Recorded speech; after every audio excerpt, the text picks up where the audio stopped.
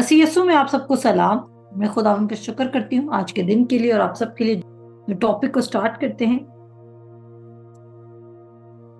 इब्रानियों 4:12 को मत भूलिए। कंफ्यूज्ड हैं, इतना सफिशिएंट वर्ड अंदर लेके जाएं कि जैसे बोलते ना कि दूध का दूध और पानी का पानी हो जाए, तो आपको क्लैरिटी मिल जाए कि आखिर फ्लैश की तरफ से आपकी डिजायर्स हैं या खुदा की तरफ से आपकी डिजायर्स हैं। और मैं ईमान रखती हूँ कि आप में से कोई भी बुरे दिल का शख्स नहीं है। आप में से हर कोई खुदा की नेक, कामिल और पसंदीदा मर्जी को पूरा करना चाहता है। अब जबकि आप खुदा की नेक, कामिल और पसंदीदा मर्जी को अपनी जिंदगी में पूरा करना चाहते हैं, तो उसके लिए आपको क्या करना होगा? आपको लिटरली खुदा की प्रेजेंस में बैठना होगा। अगर आप अदर टंग्स में दुआ कर सकते हैं तो जरूर कीजिए अपने लिए, क्योंकि बहुत दफा अदर टंग्स में मुसलसल दुआ करने से आप अपने लिए भेद के प्रोफेटिक वर्ड्स बोल रहे होते हो। और जब आप वो वर्ड्स बोल रहे होते हो तो आप एक्चुअली चीजों को अलाउ कर रहे हो, पाखरू को अलाउ कर रहे होते हो कि वो चीजों को हल करे, करेक्ट करे, चेंज करे, आपको गाइड करे और आपको डायरेक्ट भी करे। चलते हैं खुदा के कलाम की तरफ और मेरे साथ निकालें रोमियो उसका 9 बाब।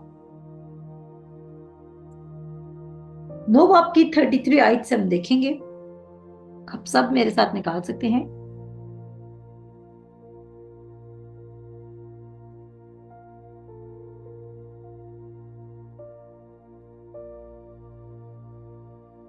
यहां पर लिखा है, और हम 33 आयत से क्यों पढ़ेंगे? क्योंकि हम मुसलसल ये फर्क पढ़ रहे हैं कि अगर आपके पास खुदावंद यीशु मसीह की राइटियसनेस का मुकाशवा नहीं है और आपको बार बार लगता है कि देयर इज समथिंग जो मिसिंग है, और अगर वो आप चेंज कर लें तो सारा कुछ चेंज हो सकता है, शैतान आपको बार बार इस इविल प्लॉटिंग में लेकर आएगा कि कुछ चेंज हो सकता था अगर आप कर लेते तो। और वो आपको बार बार वर्क्स की तरफ लेके जा रहा है कि क्राइस्ट ने कंप्लीट काम तो किया, लेकिन उस काम को रिसीव करने के लिए तुम्हें ये काम करना होगा। अगर तुम खुदा के ओबीडिएंट होगे, अगर तुम्हारा सर्विंग हार्ट होगा, अगर तुम गिविंग होगे, अगर कुछ भी होगा। लेकिन खुदा आपको सारा फोकस एक ही चीज पर बिल्ड करना चाहता है, जो कि उसके बेटे खुदावंद यीशु मसीह पर है। आप थ्रोन ऑफ ग्रेस पे बोल्डली जाएंगे खुदा से रिसीव करने के लिए, अगर आपको पता हो कि आप खुदावंद यीशु मसीह के वसीला से रास्तबाज बन चुके हैं, खुदा में एक्सेप्टेड है, आपका फ्यूचर ब्लेस्ड है, खुदा आपको बेटर चीजों की तरफ लेके जाने में इंटरेस्टेड है। मुसलसल वर्ड लेके जाते जाएंगे, लेके जाते जाएंगे, लेके जाते जाएंगे, आप देखेंगे आपकी रूहानी आंखें खुलना लग जाए। अगर पॉल कहता है कि मैं तुम लोगों के लिए दुआ करता हूं कि तुम लोगों की रूहानी आंखें खुलें, तो फिर क्यों नहीं खुलेंगी? अगर अलीशा अपने नौकर के लिए दुआ करता है कि इसकी रूहानी आंखें खुलें, और हम देखते हैं कि आगे जाके खुलती भी हैं, तो फिर मेरी और आपकी, अगर हम ट्रूली ये डिजायर करते हैं कि खुदावंद तो हमें रिवील कर। सबसे मजे की बात यह है कि अगर खुदा पॉल पर, जो अपनी टीचिंग को लेके इतना हार्ड, इतना रिजिड था, अगर खुदा पॉल को लेकर, और पॉल सीरियसली जब वो 3 साल के लिए अपने आप को शट करता है, तो वो खुदा का एक नया मुकाशवा रिसीव करता है और वो कुछ वो देखना शुरू करता है जो अभी तक उसकी रूहानी आंखें बंद थी, वो नहीं देख पाता। तो फिर आप और मैं और हमें भी कुछ वो देखने की जरूरत है जो शायद हमें अभी तक नजर नहीं आ रहा। बहुत सारे लोगों का इतराज है या उनको फील होता है कि पता नहीं वो खुदा की मर्जी में रह रहे हैं या नहीं रह रहे। अगर आप खुदा की मर्जी में नहीं चल रहे, तो खुदा की मर्जी क्या है? उसके बेटे पर ईमान लाना। अगर आप उसके बेटे पर ईमान ले आए तो प्लान्स तो रिवील होंगे और आप मूव भी करना शुरू कर देंगे उन प्लान्स की तरफ। और मैं चाहती हूं कि आप एटलीस्ट अपनी जिंदगी को लेके इतने सीरियस हो जाएं जहां पर आप ये डिसाइड करें कि मुझे खुदा की आवाज को सुनना है और किसकी मदद से सुने। मैं आपको benefits of studying Bible, reading Bible के मैं आपको बेनिफिट्स भी बताऊंगी। ये एक मेडिसिन के तौर पे काम करता है। कहता है जो इसको पा लेते हैं ये उनकी हयात और उनके सारे जिस्म की सेहत है। ओवरऑल आपका बदन खिलने लग जाएगा, आप अपनी जवानी को नया होते हुए देखेंगे। कलाम आपके बॉडी ऑर्गन्स को ठीक करने के लिए बना है, क्योंकि आपके बॉडी ऑर्गन्स बने ही कलाम से थे। आज जमीन की हर चीज वर्ड पर रिएक्ट कर सकती है, क्योंकि वर्ड ही उस चीज का सोर्स है। रोमियोस के 9 बाब में लिखा है, 30 आयत से पढ़ेंगे। कहता है, बस हम क्या कहें, यह कि गैर कौमों ने जो रास्तबाजी की तलाश ना करती थी रास्तबाजी हासिल की, यानी वो रास्तबाजी जो ईमान से है। कहता है अगर गैर कौमें भी हमारे बराबर लाकर बैठा दी गई हैं उस रास्तबाजी की वसीला से जो सिर्फ ईमान से, क्योंकि उन्होंने तो कोई लॉ पूरा ही नहीं किया, तो कहता है फिर हम क्यों अभी भी खुदा की टीचिंग को फुली तौर पर अंडरस्टैंड नहीं कर रहे। लीगलिज्म में जाने में ज्यादा देर नहीं लगती, आप बड़ा इजीली लीगलिज्म में जा सकते हैं। और कैसे जा सकते हैं? Just by believing one thing, कि खुदा ने सब कुछ कर दिया लेकिन मैंने भी कुछ करना है, लेकिन मुझे भी चीजों को ठीक रखने के लिए ये करना है। एक काम करें, उसकी पहचान में बढ़ना शुरू करें, डिसाइड करें, डिसिप्लिन करें कि मुझे उसकी पहचान में बढ़ना है। और ये डिसिप्लिन आपके लिए और कोई भी नहीं कर सकता, आपको खुद करना होगा। आपकी जिंदगी, आपका टाइम, आपकी कम्युनिकेशन, आपकी कॉन्वर्सेशन, आप किसके साथ ज्यादा एसोसिएट करें, हर चीज वैल्यूबल है, हर चीज मैटर करती है, हर चीज मैटर करती है। आप क्या सुन रहे हैं आज, आप क्या देख रहे हैं, आप अपने अंदर क्या इंफॉर्मेशन इंस्टॉल कर रहे हैं।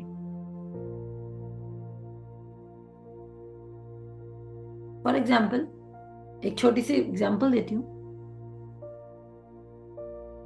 आप कहते हैं मैं ईमान रखता हूं कि उसके मार खाने से हमने शफा पाई, लेकिन आप गूगल करके अपने मसले का हल भी ढूंढ रहे हैं। इसका मतलब है you are still with the heart, कि आपका ये मसला अभी तक सॉल्व नहीं हुआ और आपने सॉल्व करना है। कहते हैं मगर इस्राइल जो रास्तबाजी की शरीयत की तलाश करता था उस शरीयत तक ना पहुंचे। और उस शरीयत कौन है आपको पता है? खुदावंद यसु मसीह। वो शरीयत कौन है? खुदावंद यसु मसीह। वो शरीयत को अपने कामों से तलाश करते रहे और शरीयत उनके सामने करती खुदा का हुक्म खुदावंद यसु मसीह की सूरत में। उसके बाद वो कहता है किस लिए? इसलिए कि उन्होंने ईमान से नहीं बल्कि गोया अमाल से उसकी तलाश की और उन्होंने उस ठोकर खाने के पत्थर से ठोकर खाई। चुनाचे लिखा है कि देखो मैं सयून में ठेस लगने का पत्थर और ठोकर खाने की चट्टान रखता हूं। जब आप अपने वर्क्स पर फोकस्ड हैं तो आप खुदावंद यसु मसीह के वर्क्स पर फोकस्ड नहीं होंगे। मैं रिपीट करूंगी और लिख लीजिए। जब आप अपने कामों पर फोकस्ड हैं तो आप खुदावंद यसु मसीह के कामों पर फोकस्ड नहीं हो सकते। और कोई भी शख्स एक वक्त में 2 मालिकों की खिदमत नहीं कर सकता। कोई भी शख्स एक वक्त में 2 मालिकों की खिदमत नहीं कर सकता। एक की सुनेगा और दूसरे को रिजेक्ट करेगा। अगर आप अपने वर्क्स पर ध्यान दे रहे हैं, अपनी परफॉर्मेंस पर ध्यान दे रहे हैं, तो फिर आप खुदा की परफॉर्मेंस को क्रेडिट नहीं देंगे। आप कहेंगे खुदा ने मुझे इसलिए ब्लेस किया क्योंकि मैं बहुत कलाम पढ़ता हूँ, खुदा ने मुझे इसलिए ब्लेस किया क्योंकि मेरी बहुत लंबी खिदमत है। आप ये नहीं कहेंगे खुदा ने मुझे इसलिए ब्लेस किया क्योंकि मैं खुदावंद यीशु मसीह की वसीला से इब्राहिम की फर्जंद हूँ। कितना को ये बात समझ आई है? आप एक टाइम पे दो चीजों पर फोकस नहीं कर सकते। जैसे बदन और रूह का कोई मिक्सचर नहीं है, इसी तरह या तो खुदावन की परफॉर्मेंस या तो आपकी परफॉर्मेंस, या तो किसकी परफॉर्मेंस, या तो खुदावन की परफॉर्मेंस या तो आपकी परफॉर्मेंस। किसकी परफॉर्मेंस पर आपका फोकस है? फिर कहता है और जो उस पर ईमान लाएगा वो शर्मिंदा ना होगा। सिर्फ वो शख्स शर्मिंदा नहीं होगा जो ट्रूली खुदावंद यीशु मसीह ने जो किया उसके लिए उस पर ईमान ले आए। जो क्या करे? उस पर ईमान ले आए। फिर कहते हैं ए भाइयों, मेरे दिल की आरजू और उसके लिए खुदा से मेरी दुआ यह है कि वो निजात पाए। कौन लोग? जो अमाल के सबब से अपने आप को निजात दिलाना चाहते थे, वो इस्राएली लोग, वो फकी फरीसी लोग। क्योंकि मैं उनका गवाह हूं कि वो खुदा के बारे में गैरत तो रखते हैं मगर समझ के साथ नहीं। मैं हमेशा कहती हूँ कि आप खुदा के लिए सिंसियर हो सकते हैं लेकिन साथ ही आप सिंसियरली रॉन्ग भी हो सकते हैं। आप खुदा के साथ क्या हो सकते हैं? सिंसियर हो सकते हैं लेकिन आप सिंसियरली रॉन्ग हो सकते हैं।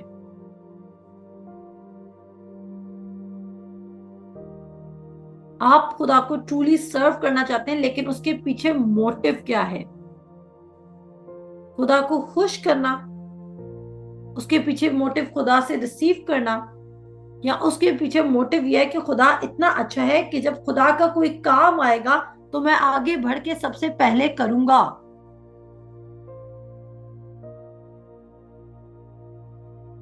मोहब्बत से किया हुआ काम। जैसे खुदा ने अपने बेटे की जान देते वक्त भी ये नहीं कहा कि तुम गुनाहगार थे। सुनिएगा, यूहन्ना उसके 3 बाब की 16 आयत हमें ये नहीं कह रही और तुम गुनाहगार थे इसलिए खुदा ने तुम्हारे गुनाहों को मिटाने के लिए अपने इकलौते बेटे को बख्श दिया ताकि जब तुम उस पर ईमान लाओ तो तुम हलाक ना हो बल्कि हमेशा की जिंदगी पाओ। क्या वो ऐसे नहीं लिख सकता था कि तुम गुनाहगार थे इसलिए उसने अपने बेटे को तुम्हारी खातिर भेजा? उसने कहा खुदा ने दुनिया से ऐसी मोहब्बत रखी, उसने कहा मैं अपने बेटे को भी तुम्हारे लिए इसलिए कुर्बान करो क्योंकि मैं तुमसे मोहब्बत करता हूँ। और यही यही खुदा चाहता है कि जब हम सीड भी सो करें, जब हम टाइथ दें, जब हम खुदा की खिदमत करें तो ये हो कि हम इसलिए नहीं करें कि खुदावन हमें तुझसे रिटर्न में कुछ रिसीव करना है, बल्कि हम इसलिए करें क्योंकि हमें तुझसे मोहब्बत है। हमें तुझसे क्या है? मोहब्बत है और हम मोहब्बत की वजह से तेरी खिदमत कर रहे हैं। वो गैरत तो रखते हैं मगर समझ के साथ नहीं।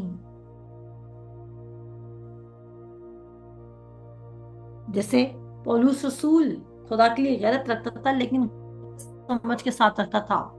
सबसे ज्यादा फक्की और फरीसियों को वो जानता है क्योंकि वो उनमें से एक रह चुका है। फरीसियों का फरीसी वो जानता था कि इनके क्या टीचिंग्स हैं। कहता है तुम में से बहुत सारे गैरत रखते हैं लेकिन समझ के साथ नहीं। कहता है दिल मेरा भी अच्छा था, मैं भी खुदा की खिदमत कर जाता था लेकिन मैं भी समझ के बगैर कर रहा था। और फिर कहता है इसलिए कि वो खुदा की रास्तबाजी से ना वाकिफ होकर अपनी रास्तबाजी कायम करने की कोशिश करके खुदा की रास्तबाजी के ताबे ना हुए। एक रास्तबाजी है जिसके आपने ताबे होना है और वो रास्तबाजी सिर्फ कहां से आती है? खुदा से। कहते हैं वो उस रास्तबाजी के ताबे ना हुए। वो खुदा की भेजी हुई रास्तबाजी के ताबे ना हुए। जितने लोग अपने कामों से खुदा को खुश करें, वो खुदा का भेजा हुआ तोहफा यानी कि मुफ्त की रास्तबाजी को डिनाई करते हैं। वो खुदा की होलीनेस से ज्यादा अपनी होलीनेस पे बिलीव रखते हैं।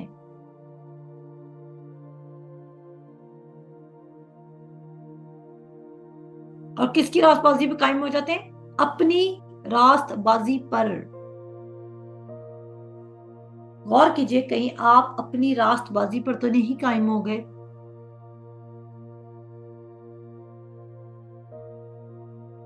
आपको किसी और तरह की रास्तबाजी के ताबेदार होना है, और सिर्फ वो रास्तबाजी जो खुदा बाप अपने बेटे खुदा यीशु मसीह के थ्रू आपके लिए सेंड कर रहा है। उसके बाद वो कहता है हमें रोमियोस के 10 बाप की 4 आयत में कहता है, क्योंकि हर एक ईमान लाने वाले की रास्तबाजी के लिए, सुने क्या कह रहे हैं, हर एक ईमान लाने के वाले की खातिर। आप ईमान लाए, आपकी बात कर रहे हैं। हर एक ईमान लाने वाले की रास्तबाजी के लिए मसीह शरीयत का अंजाम है। हालेलुया। मसीह क्या है जी? आमीन कहें। कहता है अगर आप ईमान ले आए तो आपकी जिंदगी में शरीयत अंजाम पा चुकी है, क्योंकि आपके लिए खुदावंद यीशु मसीह शरीयत का अंजाम बना। कितनों को ये बात समझ आई है? खुदावंद यीशु मसीह आपके लिए शरीयत का अंजाम बन गया। आपकी खातिर वो शरीयत का अंजाम बन गया है। आपने शरीयत को फॉलो नहीं करना। शरीयत को आप क्यों फॉलो करेंगे? क्योंकि वो आपके बाप की बात है, इसलिए नहीं कि आप खुदा को खुश करने के लिए कर रहे हैं। खुदा अब आपसे सिर्फ ईमान के वसीला से खुश हो सकता है। अगर वो अमाल के सबब ईमान के थ्रू जो रास्तबाजी मिलती है, अगर वो उससे खुश होता तो वो अपने बेटे को क्यों भेजता, और इस रास्तबाजी को ईमान के वसीला से क्यों स्टार्ट करता? बहुत सोचने की बात है, बहुत बहुत ज्यादा गौर करने की बात है। और फिर कहता है शरीयत का अंजाम। मैंने आपको पहले कह दिया था, आपने कौन सी शरीयत को फॉलो करना है? यीशु मसीह। अगर आप यीशु मसीह को फॉलो करते हैं तो आप पूरी शरीयत को फॉलो करते हैं। हालेलुया। अगर आप यीशु मसीह को फॉलो करते हैं तो आप पूरी शरीयत को फॉलो करते हैं। और यीशु मसीह कहता है कि मुझ पर ईमान लाओ। आज मेरी ठीक ठाक बहस है एक बंदे के साथ।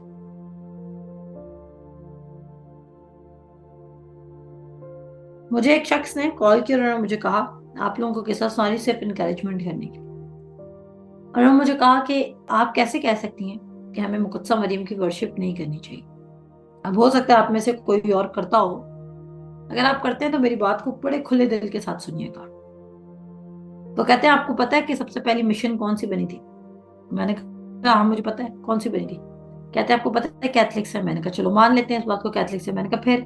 कहते हैं आपको पता है कि हमारा सबसे बड़ा पहला हमारा पोप फ्रांसिस ने क्या हुक्म दिया? मैंने कहा मैं पोप फ्रांसिस को तो नहीं जानती, लेकिन मैं आपसे भी पहले जानती हूँ कि आपका जो पहला पोप है जिसको आप लोग पोप मानते हैं वो पीटर है। तो बोला ठीक है। मैंने कहा तो आप पोप फ्रांसिस की बात सुनेंगे या पोप पीटर की बात सुनेंगे? आप मुझे बताएं।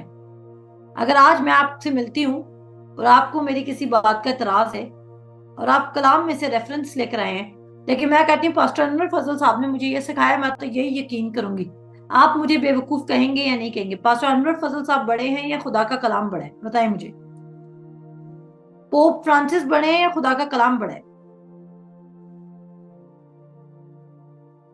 कोई बड़ा नहीं है, कोई फादर बड़ा नहीं है, कोई सिस्टर बड़ी नहीं है, इवन मैं बड़ी नहीं हूं। फिर उन्होंने कहा अच्छा चलो हम मान लेते हैं कि हमारा फर्स्ट पोप पीटर था। मैंने कहा ठीक है मान लेते हैं। मैंने कहा तो आपने कभी उनके लेटर्स पढ़े? आप उनकी बात सुने कि वो आपको किससे दुआ करने को कह रहे हैं? अगर वो आपको और डायरेक्ट कर रहे हैं मतलब मेरी की तरफ, जिनको मैं सिस्टर मेरी कहती हूँ, अगर वो आपको सिस्टर मेरी की तरफ डायरेक्ट कर रहे हैं तो फिर आप जरूर डायरेक्ट हों। अगर वो नहीं कर रहे तो आप क्यों कर रहे हैं?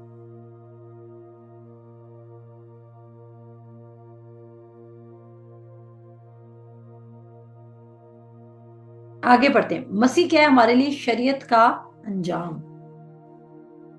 कहता है चुनाचे मूसा ने ये लिखा है कि जो शख्स उस रास्तबाजी पर अमल करता है जो शरीयत से है, वो उसी की वजह से जिंदा रहेगा। अब कहता है अगर तुम कहते हो कि तुम शरीयत की वजह से रास्तबाज हो तो तुम उसी के सबब से जिंदा रहोगे। पॉइंट यहाँ पर आता है कि कोई शख्स पूरी शरीयत रख ही नहीं सकता, और जब आप शरीयत पूरी रख नहीं सकते तो आप गुनाह कर रहे हैं, और गुनाह की मजदूरी क्या है? मौत। यानी कि आप मौत देखेंगे ही देखेंगे। कहता है मगर जो रास्तबाजी ईमान से है, मगर जो रास्तबाजी खुदा के सामने राइट स्टैंडिंग, खुदा की एक्सेप्टेंस जो फेथ के साथ है, वो यूं कहती है कि तू अपने दिल में ये ना कह कि आसमान पर कौन चढ़ेगा यानी मसीह को ताड़ लाने को, या गहराओं में कौन उतरेगा यानी मसीह को मुर्दों में से जलाकर ऊपर लाने को, बल्कि क्या कहती है, यानी कि तू ये ना सोच के मसीह तेरी खातिर कैसे शरीयत का अंजाम है, ये कि कलाम तेरे नजदीक है, कलाम बल्कि तेरे मुंह में और तेरे दिल में है। कलाम किधर है? तेरे दिल में है। ये वही ईमान का कलाम है जिसकी हम मुनादी करते हैं। पौलुस रसूल कौन से कलाम की मुनादी करता? ईमान के कलाम की। पौलुस रसूल कौन से कलाम की मुनादी करे? जिसकी हम मुनादी करते हैं ईमान का कलाम, यानी कि सब कुछ फजल ने कर दिया है और आपने सिर्फ ईमान से रिसीव करना है। फजल ने सब कुछ कर दिया है लेकिन ईमान से आपने रिसीव करना है और उस चीज पर फेथ रखना है जो पहले से ही होगी। कल मैं फेथ का मतलब समझा रही थी कि जो कुछ खुदावंद यीशु मसीह ने कर दिया है, जितना ज्यादा आप उसका यकीन करेंगे उतना ज्यादा वो आपकी जिंदगी का हिस्सा बन जाएगा। क्योंकि कहता है जैसे तेरे दिल के अंदेशे हैं तू वैसा ही है। क्या कहता है?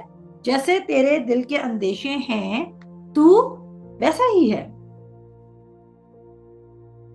अगर आप कहते हैं उसी के मार खाने से मैंने शिफा पा लिया, अगर आपके दिल के अंदेशे ये हैं तो आप वैसे ही आप शिफा पा जाएंगे।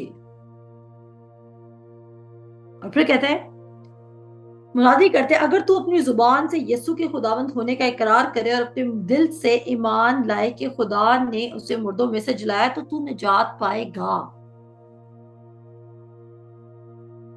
अगर जो सबसे ग्रेटेस्ट काम था जहां पर आपको तारीकी की फौजों के कब्जे से निकालकर आपकी स्पिरिट को हमेशा के लिए इटर्नल सल्वेशन देनी थी, जब आपने वो इतना बड़ा काम सिर्फ ईमान से रिसीव कर लिया तो आप ये बाकी छोटी छोटी चीजें जिसको हम शफा कहते हैं, जिसको हम पैसा कहते हैं, जिसको हम दौलत कहते हैं, वो आप क्यों रिसीव ना कर सकेंगे? कितनों को समझ आइए? अगर आप मौत से जिंदगी में दाखिल हो गए, अगर वो हो गया तो फिर बाकी चीजें मैटर करती हैं। अगर सिर्फ वो आपके इकरार से हो गया आपके लिए तो बाकी चीजें आपके लिए क्यों नहीं होंगी? आप खुदा की कुदरत, खुदा की पावर को बहुत लो ले रहे। मैंने कहा अपने घरों के माहौल को तब्दील कर दें। आपके घरों के माहौल तब्दील होने चाहिए। पता चलना चाहिए कि आप KCPH के स्टूडेंट हैं और आप फजल का कलाम सुन रहे हैं, ईमान का कलाम सुन रहे हैं।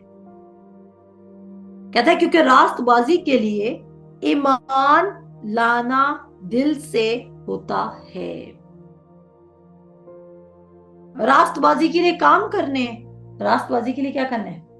मान लाना है। जब आपको लगे कि आप रास्तबाज नहीं है, जब आपको लगे कि खुदा आपसे खुश नहीं है, तो आपको क्या लाना है? आमीन। जब आपको लगे खुदा आपसे खुश नहीं है, तो आपको क्या लाना है? ईमान लाना है। क्या लाना है? ईमान लाना है।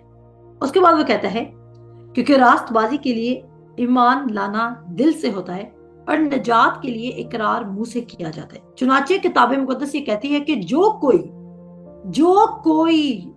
कोई जैसा भी छोटा मोटा गोरा काला, जो कोई नजात के लिए इकरार मुंह से किया जाता है। चुनाचे किताब मुकद्दस ये कहती है कि जो कोई उस पर ईमान लाएगा वो शर्मिंदा ना होगा। रिपीट करूंगी कि जो कोई उस पर ईमान लाएगा वो क्या ना होगा? वो शर्मिंदा ना होगा। शैतान आपको ये नहीं कहेगा यू आर कंडेम्ड, क्योंकि आप कहेंगे आई एम नॉट कंडेम्ड, मेरे पर कोई सजा का हुक्म नहीं है। क्योंकि यहूदियों और यूनानियों में कुछ फर्क नहीं, इसलिए कि वही सबका खुदावंद है और अपने सब दुआ करने वालों के लिए फयाज है। क्योंकि जो कोई खुदावंद का नाम लेगा निजात पाएगा, मगर जिस पर वो ईमान नहीं लाए उससे क्यों कर दुआ करेंगे? आगे वो बड़ी अच्छी बात करते हैं, और जिसका जिक्र उन्होंने सुना नहीं उस पर ईमान क्यों कर लेकर आएंगे? खुदा ने मुनादी का काम क्यों चुना? ताकि मैं आपको बताऊं कि खुदावंद यीशु मसीह ने क्या किया है, और बगैर मुनादी करने वाले के क्यों कर सुनेंगे? लेकिन किस मुनाद को सुनना है? वो जो अच्छी चीजों की खुशखबरी लाता है। हर टीचर को भी नहीं सुनना। चुनाचे लिखा है कि क्या ही खुशनुमा है उनके कदम जो अच्छी चीजों की खुशखबरी देते हैं, लेकिन सब ने इस खुशखबरी पर कान ना धरा। क्या खुशखबरी थी? कि शरीयत का अंजाम खुदावंद यीशु मसीह है। क्या खुशखबरी थी? कि रास्तबाजी ईमान के वसीला से है। क्या खुशखबरी थी? कि तुम पर फजल बख्शिश के साथ हो चुका है। क्या खुशखबरी थी? कि जैसा यीशु मसीह है वैसे तुम भी हो। ये खुशखबरी आपके लिए थी। आज आप अपना पूरा जहन तब्दील कर सकते हैं मेरे अजीजों, अगर आप इस टीचिंग को अपने अंदर कबूल कर लें।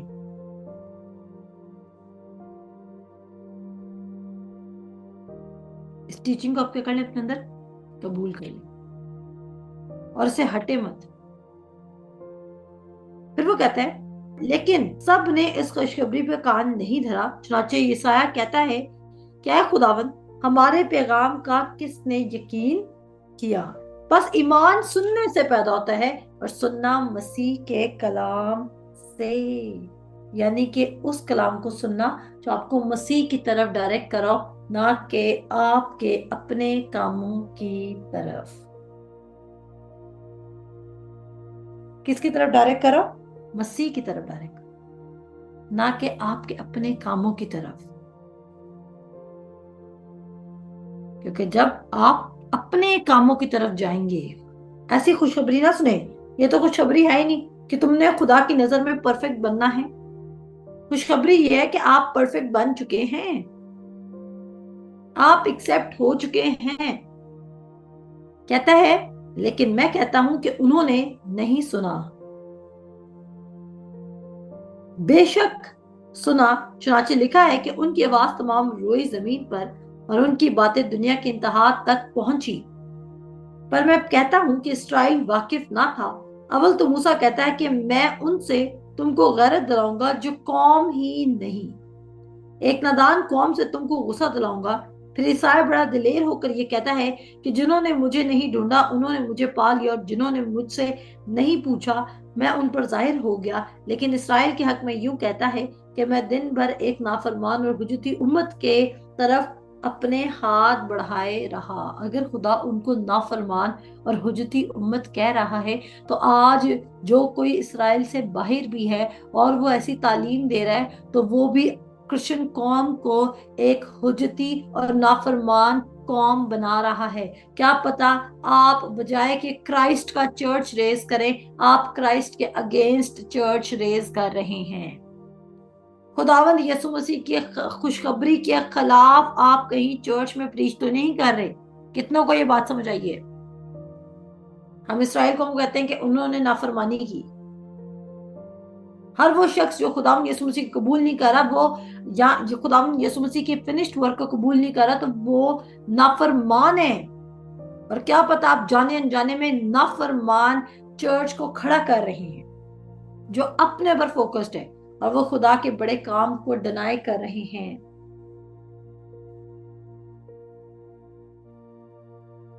क्या करें? खुदा के बड़े काम को डिनाई कर रहे हैं। बस मैं कहता हूं कि क्या खुदा ने अपनी उम्मत को रद्द कर दिया? हरगिज नहीं, क्योंकि मैं भी इजराइली इब्राहिम की नस्ल और बिन्यामीन के कबीले में से हूं। खुदा ने अपनी उस उम्मत की रद्द नहीं किया जिसे उसने पहले जाना। खुदा ने रद्द नहीं किया, उनकी आईज क्लोज्ड हैं, लेकिन बहुत जल्द उनकी आंखें खुल जाएंगी। नॉलेज होना और खुदा यीशु मसीह से वाकफियत होना मुख्तलिफ चीजें हैं। आप किसी चीज का रट्टा मार सकते हैं चाहे आपको उसकी जरा समझ ना आई हो। आपको पता है अदर रिलीजन्स में अक्सर ये होता है कि वो अपनी बुक को रिसाइट कर लेते हैं और वो याद कर लेते हैं, वो अपनी बुक को विदाउट देखे भी रिसाइट कर सकते हैं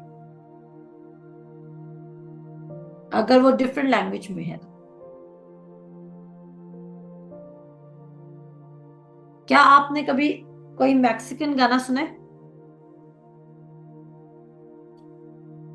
अगर आप सबने मैक्सिकन या इटालियन या कोई और किस्म की लैंग्वेज में गाना सुना है, जो शायद आपको उसके लिरिक्स का मतलब नहीं पता, लेकिन वो गाना आपने इतना सुना कि उसके लिरिक्स आपके मुंह पे चढ़ गए और आप लफ्जों की ठीक प्रोनाउंसिएशन बोल रहे हो, आप लफ्ज ठीक प्रोनाउंस कर रहे हो, लेकिन आपको समझ ना हो। आप लफ्ज ठीक प्रोनाउंस कर रहे हो लेकिन आपको समझ ना हो। यीशु मसीह भी वही बाइबल पढ़ा है जो पॉल पढ़े, जो बाकी फकी फरीसी पढ़े, जो शागिर्द पढ़े, लेकिन फर्क क्या है कि यीशु मसीह की अंडरस्टैंडिंग डिफरेंट है और फकी फरीसियों की अंडरस्टैंडिंग डिफरेंट है। पॉल की अंडरस्टैंडिंग डिफरेंट है, पीटर की अंडरस्टैंडिंग डिफरेंट है। आप देखें, जिस तरह आप नए सिरे से पैदा होते हैं, द मोमेंट पॉल नए सिरे से पैदा होता है, वो यीशु मसीह को पुराने अहदनामे में पाने लग जाता है। गौर कीजिए, हमारे लिए तो पौलुस रसूल ने बड़ी मेहरबानी की है नया अहदनामा लिख के। आप कहते हैं आपको पुराने अहदनामे में शरीयत मिलती है, आप गलत कहते हैं। हमारे भाई पॉल ने पुराना अहदनामे से ही खुदावंद यीशु मसीह के फजल को निकाला और समझा और आज इतनी ग्रेटर रेवलेशन के साथ खतूत लिखे हैं। उस टाइम ये न्यू टेस्टामेंट नहीं आया था। कितनों को ये बात समझ आई? इसका मतलब है आपकी रूहानी आंखें इस कदर खुल सकती हैं कि आप पैदाइश के पहले बाप से मलाकी के आखिरी बाप तक खुदावंद यीशु मसीह को देख सकते हैं, फजल के कलाम को देख सकते हैं, अंडरस्टैंडिंग ले सकते हैं। जाया कि वाकई पॉल ने जिस वक्त खुदावंद यीशु मसीह को अंडरस्टैंड करना शुरू किया स्क्रिप्चर्स में से, उस टाइम तो सिर्फ पुराना अहदनामा था।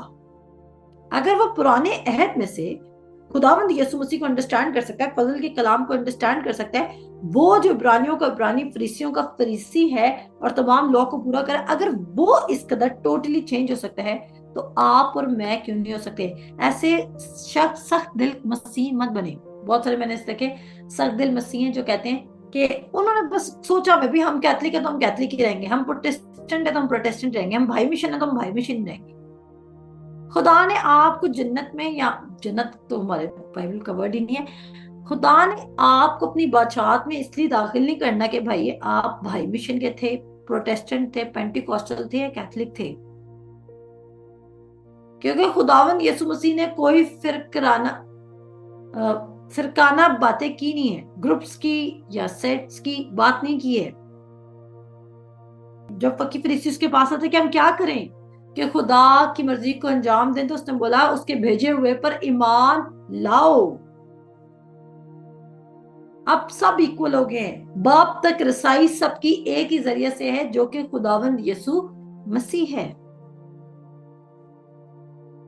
सबकी रसाई बाप तक एक ही तरीके से है, और वो है खुदावंद यसु मसीह। तो आप क्या कर रहे हैं आज? क्या आप फुली परसुएडेड हैं?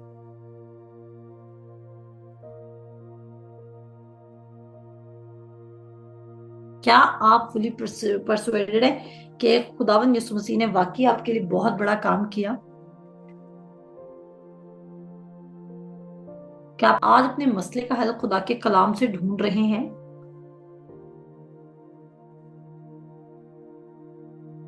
क्या आपको मेरी बातें एक एक ऐसा दिल नहीं बनाती आपका? क्या आप आखिरकार देखें तो सही अपनी आंखों से कि खुदा का कलाम क्या कह रहा है?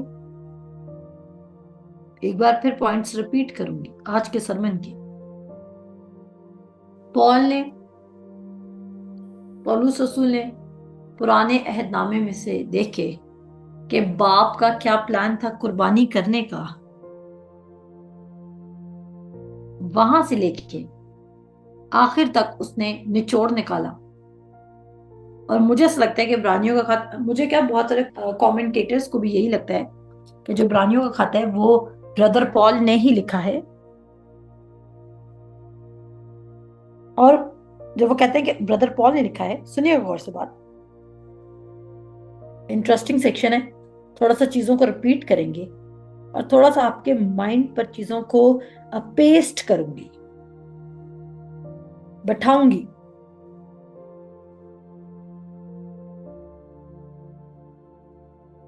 पॉल ने 3 सालों में खुदावंद यीशु मसीह की विदाउट किसी फिजिकल एक्सपीरियंस के, उसका सिर्फ एक बार फिजिकल इनकाउंटर हुआ खुदावंद यीशु मसीह से, और वो क्या था कि ऐ साउल तू मुझे क्यों सताता है।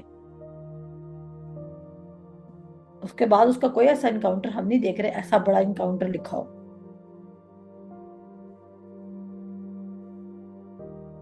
वो हम जैसा है, लेकिन उसकी अंडरस्टैंडिंग हम लोगों जैसी नहीं थी। तो वो ट्रूली खुदा के भेद को और मुकाशफे को जानना चाहता था।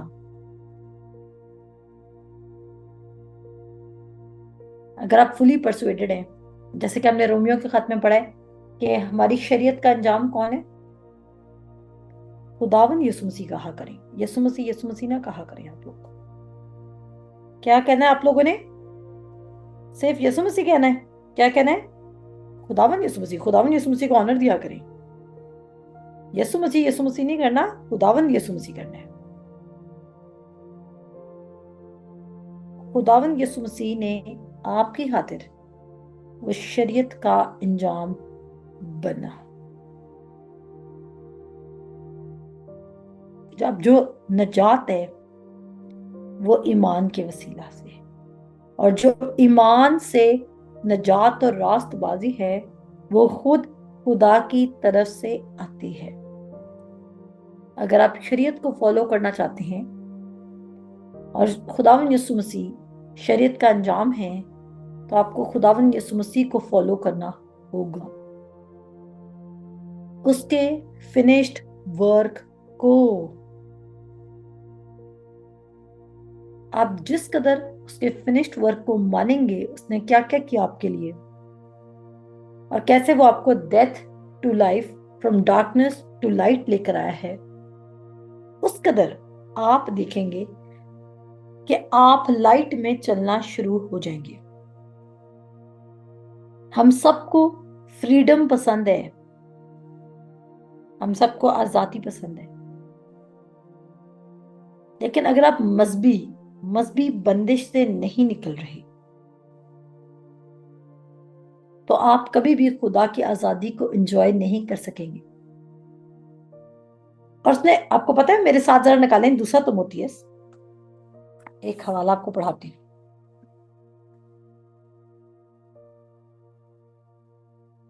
दूसरा तिमोथेयुस उसका 3 बाब, जहां पर लिखा है, हाँ जी मेरे साथ निकाले, दूसरा तिमोथेयुस उसका पहला बाब निकाले, पहला बाब, पहला बाब निकालें, और पहला बाब की हम पढ़ेंगे 7 आयत। अब वो तिमोथियस को क्या लिखता है, दूसरा तिमोथियस उसका पहला बाब और उसकी 7 आयत, कहता है इसी सबब से मैं तुझे याद दिलाता हूं कि तू खुदा की उस नेमत को चमका दे, यानी कि जो तूने मुकाशवा खुदा से रिसीव किया था, कि रास्तबाजी सिर्फ खुदावंद यीशु मसीह पर ईमान लाने से है, कहता तू उसको चमका दे जो मेरे हाथ रखने के बाइस तुझे हासिल है, क्योंकि खुदा ने हमें, अब इसका मतलब है जब पॉल तिमोथियस को ये खत लिख रहा है तो यकीनन तिमोथियस टीचिंग थोड़ी कॉम्प्रोमाइज करके सुना रहा है, क्योंकि शायद वो डर गया है, शायद वो क्या हो गया, डर गया। कहता है क्योंकि खुदा ने हमें दहशत की रूह नहीं बल्कि कुदरत और मोहब्बत और तरबियत की रूह दी है।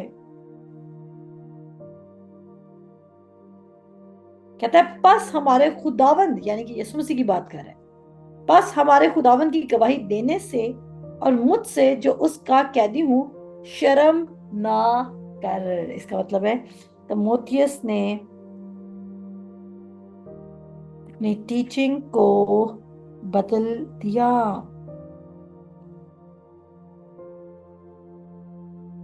तिमोथियस क्या कर रहा है, फजल के कलाम को चेंज करने लग गया।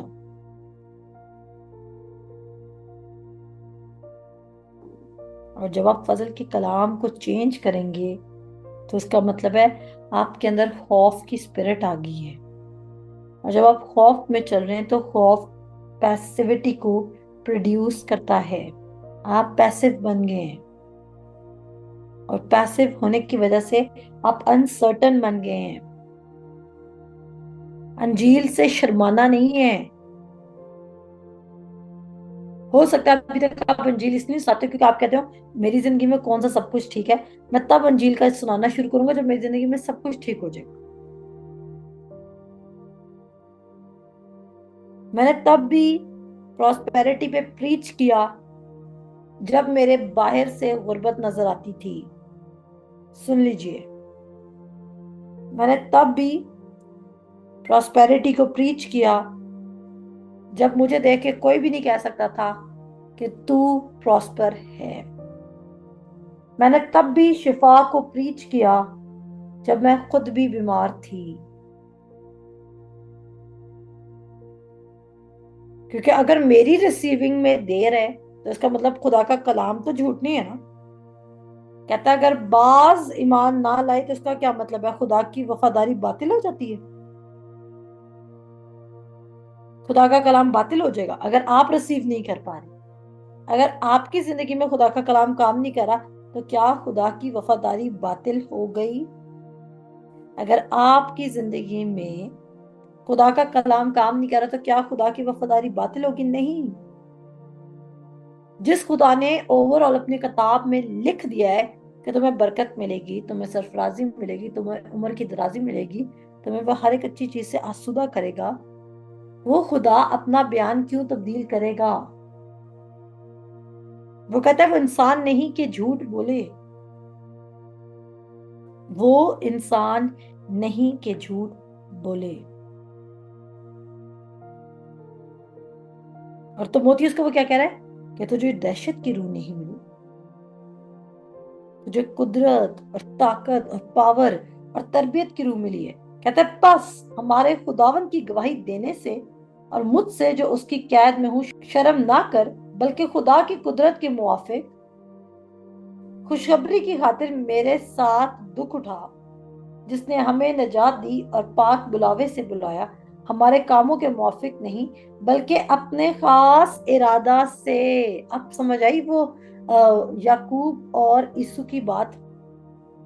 कहता है हमारे कामों के सबब से वो नहीं बुला रहा बल्कि अपने इरादा के सबब से। वो आपको देखें, नजात स्पेशल लोगों के लिए है, सबके लिए? मुझे बताएं,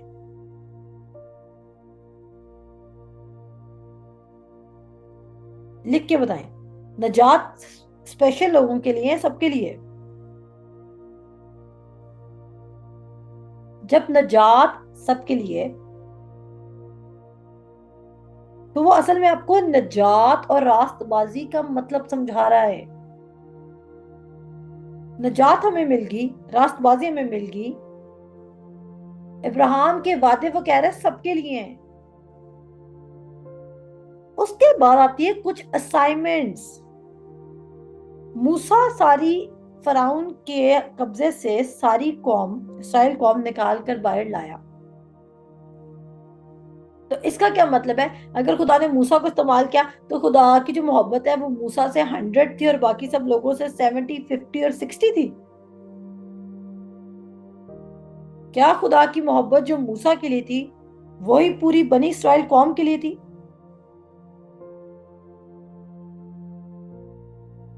खुदा की मोहब्बत जो बनी इसराइल के लिए थी वो सबके लिए थी, मूसा के लिए भी वही थी। सब मिस्र को छोड़ के मुल्क कनान तक जा रहे थे, सबको इक्वल पार्ट मिल रहा था, इक्वल नजात मिल रही थी, इक्वल बेनिफिट मिल रहा था।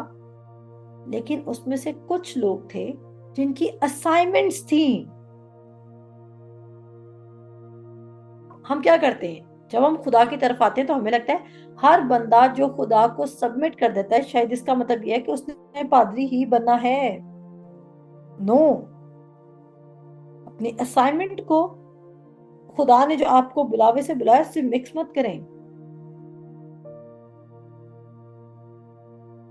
कोई ये नहीं कह सकता कि खुदा उसको ज्यादा इसलिए दे रहा है क्योंकि वो खुदा की खिदमत कर रहा है। खिदमत का खुदा के वादे से कोई ताल्लुक नहीं।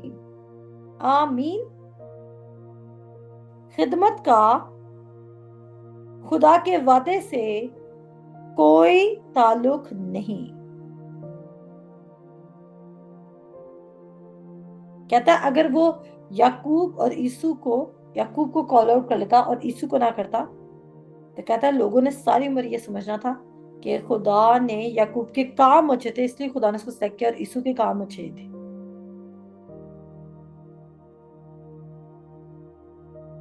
अपने खास इरादा और उस फजल के मुआफिक जो मसीह यीशु में हम पर अजल से हुआ है। वो कह ही नहीं रहा कि अभी हुआ है, वो कह रहा है कब से हुआ है? अजल से, शुरू से, स्टार्ट से हुआ है। मगर अब हमारे मुनज्जी मसीह यीशु के ज़हूर से जाहिर हुआ है। देखिए, फजल हम पे शुरू से हुआ था, लेकिन जाहिर कब से हुआ है? जाहिर किसकी सूरत में हुआ है? खुदावंद यीशु मसीह की सूरत में।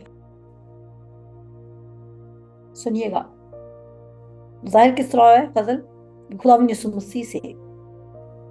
फजल शुरू से क्या हुआ था?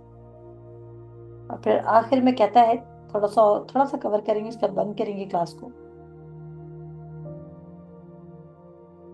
कहता है मगर अब हमारे मुनज्जी मसीह यीशु के ज़हूर से जाहिर हुआ, जिसने मौत को नेस्त और जिंदगी और बका को उस खुशखबरी के वसीला से रोशन कर दिया। खुदावंद यीशु मसीह ने सलीब पर जान देने से आपके लिए मौत को नेस्त और किसको रोशन कर दिया है? जिंदगी और बका की खुशखबरी को। आमीन। खुदावंद यीशु मसीह ने सलीब पर आपके लिए किसको नेस्त किया है? मौत को। और किसकी खुशखबरी को रोशन किया? रोशन करने का मतलब है रिवील करना। कहता है उसने किसको रिवील किया है? जिंदगी को रिवील किया आपके लिए। अब आपकी जिंदगी में कोई ऐसा एरिया नहीं होना चाहिए जो डेथ को रिप्रेजेंट कर रहा हो।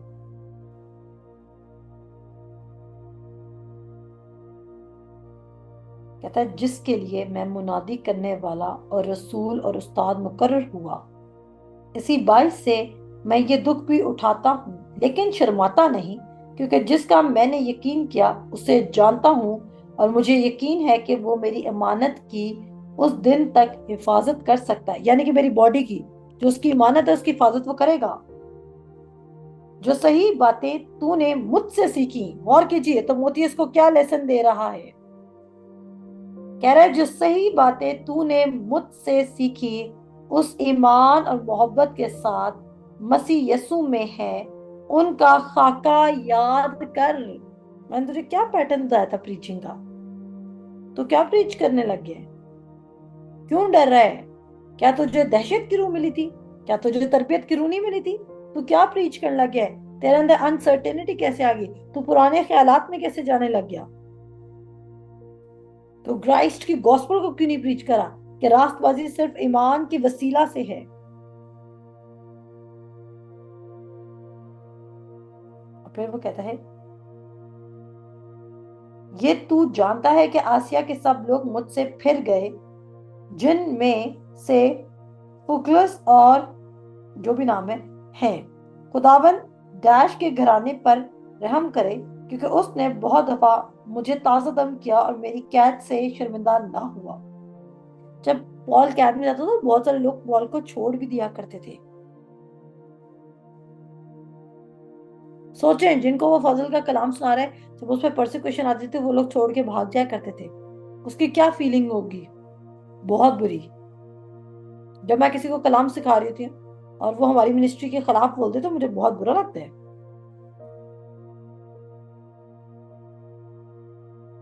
और यहाँ पे क्या लिखा है? कहता है, मैं कैसे शर्माता नहीं, बल्कि जब वो रोमा में आया तो कोशिश से तलाश करके मुझसे मिला।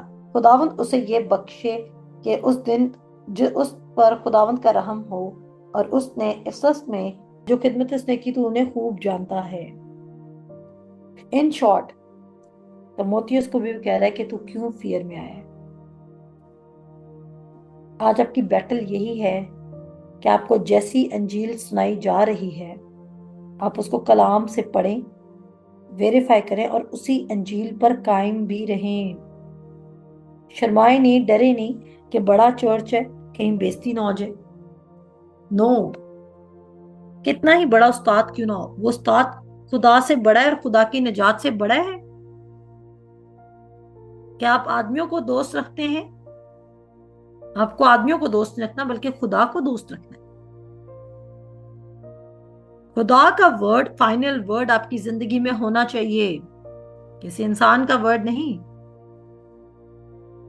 अपनी पर्सनल बाइबल स्टडी शुरू करें। अपनी पर्सनल बाइबल स्टडी शुरू करना शुरू करें ताकि आप खुदा को अंडरस्टैंड कर सकें। आप कहेंगे मुझे आदत नहीं है। अगर आप 10 मिनट से भी शुरू करें ना कि रोज 10 मिनट में बैठ के कलाम पढ़ूंगा, तो देखना आपकी आदत इंप्रूव होगी और आपके अंदर एक स्टेमिना बिल्ड हो जाएगा कि मुझे वर्ड को बैठ के पढ़ना है। आप साइंस और फिक्शन और अपने इंटरेस्ट की चीजें भी तो कई कई घंटे देख लेते हैं, इंटरेस्ट की बात है। आप नॉवेल्स भी तो पढ़ लेते हैं, इंटरेस्ट की बात है। आप न्यूज़पेपर भी तो पढ़ लेते हैं, उसमें क्या फन होता है? इंटरेस्ट की बात है कि आप इंफॉर्मेशन गैदर करना चाहते हैं। आमीन। खुदावंद आप सबको बरकत दे। खुदा हाफिज।